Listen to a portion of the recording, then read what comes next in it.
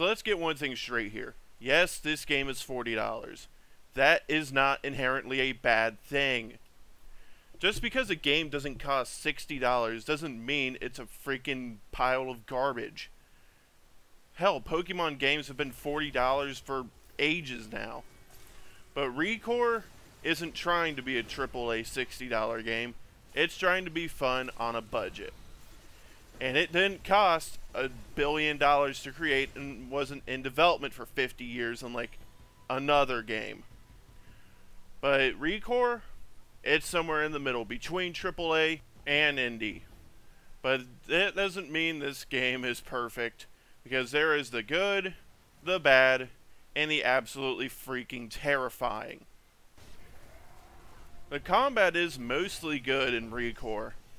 The only exception is boss battles that can be way too hard for their own liking.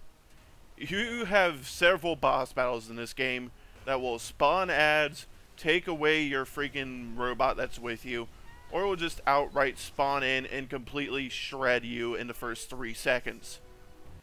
The open world platforming is also really good. It is a whole lot of fun to just jump around on top of a few structures and find a random prismatic core or a nice little supply cache that can give you some awesome items.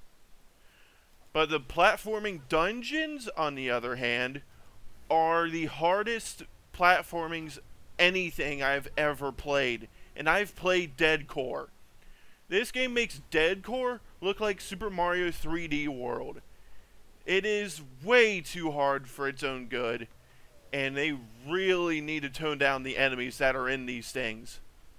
The story that gets told through the audio logs in this game is actually pretty good. The story you get from playing the game is nothing to write home about, but the story through audio logs is pretty good. It basically is telling that Far Eden, the world you're playing on, is humanity's last hope for survival. It definitely adds an overbearing to everything that's going on in the actual main story. There are 3 robots that you're going to be using most of the time in this game, and that is Mac the dog, Seth the spider, and Harambe the ape. Now, you can customize any of these robots to your liking. You can give them new frames and upgrade their stats through Core Fusion. And you can customize them however you want. There's really no limit to it at all. And this is easily the most surprising part of this game to me. It's really the most interesting thing, is that you can customize any of these robots however you want. And that is how you make a freaking video game. Give players the choice. Backtracking is also really bad in this game, since you have to sometimes grind the levels just to reach a level limit, or to get a number of prismatic cores to freaking reach another arbitrary level limit. But the act of it isn't too bad, since sometimes you can run into a random prismatic enemy and get an easy core, ton of XP that way. But it's really frustrating to have to go back and be forced to run a dungeon, or if you're lucky to just run around and find a prismatic core. Grinding in any game is not fun. I don't know why it was put into this game, and it's really annoying because it's a total pace killer. And I swear they just put it there to try and pad out game time. You also have to switch bots pretty often too, since you only can carry 2 with you at any time, which is freaking stupid. This is mainly because of the loading screens that, while they've been patched down a bit since launch, they still can take a good while when they feel like it.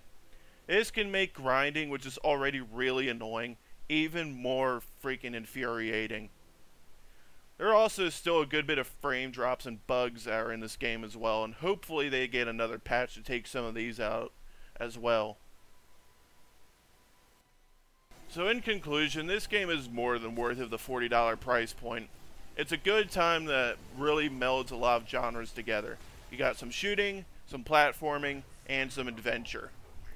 And even some RPG elements that really took me by surprise. This game is definitely, I feel, going to be a hidden gem of this generation, if you will. It's a good time, and just because it's $40 doesn't mean it's a bad game. Anybody who hasn't played it simply because it's $40, you need to fix that, because It really, really is a lot more fun than you might think. This has been Jeff from Studio 41 Gaming.